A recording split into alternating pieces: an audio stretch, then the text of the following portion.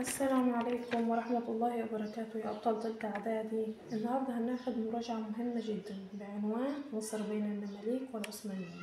يلا بينا نراجع مع بعض خطوة بخطوة، بس قبل ما نبدأ ما تنسوش تشتركوا في القناة وتفعلوا الجرس علشان يوصلكم كل جديد. أولا احنا أخدنا الدولة المملوكية والدولة الصفوية والدولة العثمانية، وقلنا أن الدولة المملوكية قامت في مصر والشام والحجاز وضمت جزء من الساحل الأفريقي الشرقي. وعرفنا أيضا أن دولة المماليك تعرضت لأزمات مالية وأزمات سياسية، وهي الأزمات المالية اكتشاف البرتقال طريق رأس الرجاء الصالح، وأيضا تحطم الأسطول المملوكي في معركة دول البحرية عام 1509.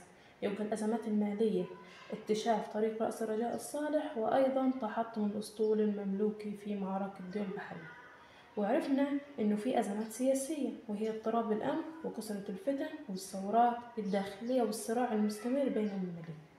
وعرفنا الدولة الصفوية وقلنا إن هي إيران حاليا والعاصمة تبريز، وأيضا تدين المذهب الشيعي. وأيضا فاكرين إن الدولة العثمانية طبعا وقلنا إنه هي أقوى من الدولتين اللي فاتوا، لأن كان في سلطان قوي يسمى سليم الأول. وعرفنا أن السلطان العثماني قام بعديد من المعارك لكي يستولي على مصر قلب العالم الإسلامي، وبالفعل نجح ودخل مصر. وأيضا عرفنا معركة مرج طابق اللي هي عام 1516، وقلنا إن الأطراف المماليك والعثمانيين والقادة الغوري ضد سليم الأول. وعرفنا أن الدولة العثمانية انتصرت ودولة المماليك انهزمت، ودخل السلطان العثماني إلى الشام، وبعد ذلك اتجه نحو مصر ودارت هناك معارك عديدة.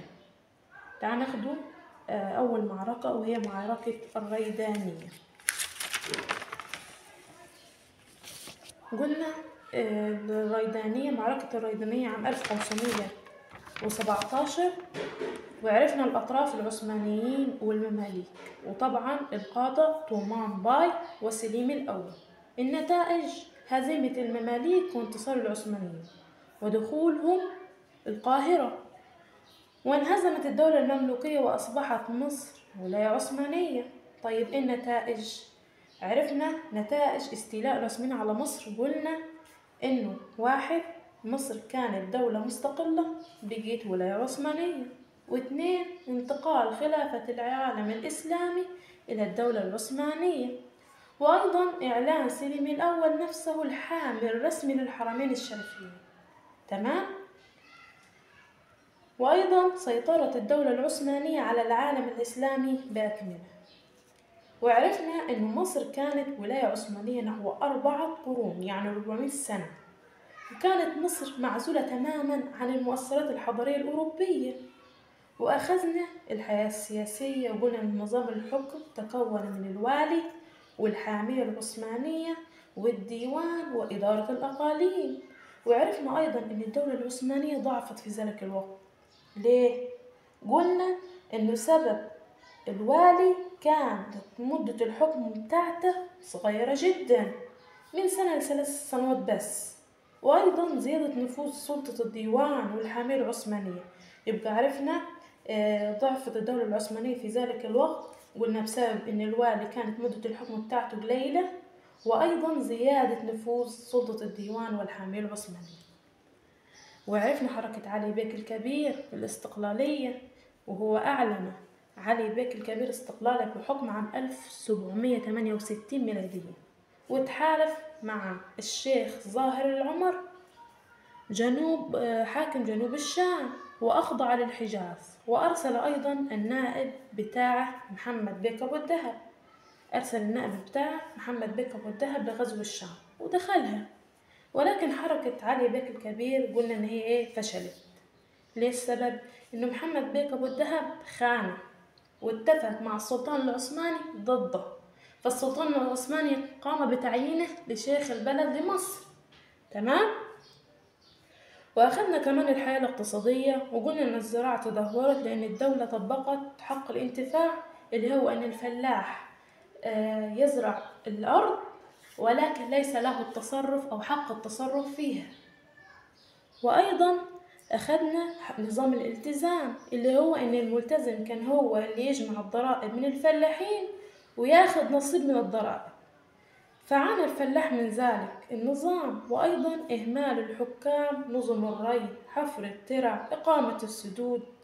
يبقى عرفنا تدهور الحياة الاقتصادية بسبب تطبيق حق الانتفاع، إنه الفلاح مليش الحق إنه هو يتصرف في الأرض. وأيضا نظام الالتزام اللي هو إن الملتزم كان يجمع الضرائب من الفلاحين ويأخذ نصيب من الضرائب، فعانى الفلاح من ذلك النظام. وأيضا إهمال الحكام نظم الري وحفر الترع وإقامة السدود. وعرفنا إن الصناعة تدهورت ليه؟ بسبب إن الزراعة تدهورت. وأيضا الدولة العثمانية أرسلت الصناع الماهرين للعمل بالأستان. الدولة العثمانية قامت بإرسال العمال المهرة، العمال الماهرين إلى الأستان للعمل بالأستان، مما أدى إلى تدهور الصناعة. وأيضا الصناعات كانت يدوية بسيطة فقط. تمام. وهناخد كمان التجارة، وقلنا إن التجارة تدهورت أيضا. ليه؟ كانت هناك في تجارة داخلية، وقلنا التجارة الداخلية تدهورت بسبب تدهور الصناعة والزراعة وإهمال الطرق البرية. وأيضا أخذنا التجارة الخارجية، وقلنا اكتشاف طريق رأس الرجاء الصالح كان سبب. وأيضا الدولة العثمانية قامت بمنح الامتيازات الأجنبية لأوروبا، فده أثر على التجارة. وأخذنا كمان الحياة الاجتماعية، وقلنا تكونت من طبقة الحكام وطبقة المحكومين. وأيضا أخذنا الحياة الفكرية.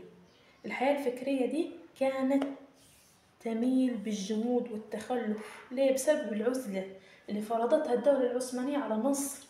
يبقى كانت الحياة الفكرية تعاني أو تتسم بالجمود والتخلف بسبب العزلة التي فرضتها الدولة العثمانية على مصر، مما أدى إلى اهتزاز مكانة الأزهر الشريف واقتصار التعليم على للمواد الشرعية فقط. كان التعليم في المواد الشرعية فقط وليس له صلة بالعلوم الطبيعية والعلوم العقلية والعلوم الإنسانية. وأيضا تدهورت الحياة الأدبية وانتشار الجهل والخرافات. تمام؟ يبقى احنا كده خلصنا الدرس وشرحنا كل نقطة فيه، وبكده يا أبطال نكون خلصنا مراجعتنا الجميلة. لو استفدتوا دوسوا لايك واشتركوا في القناة علشان توصل لكم كل المراجعات من مس آية أول بأول، واستنوني في مراجعات كتير بحماس أكتر ومعلومات جديدة إن شاء الله. والسلام عليكم ورحمة الله وبركاته.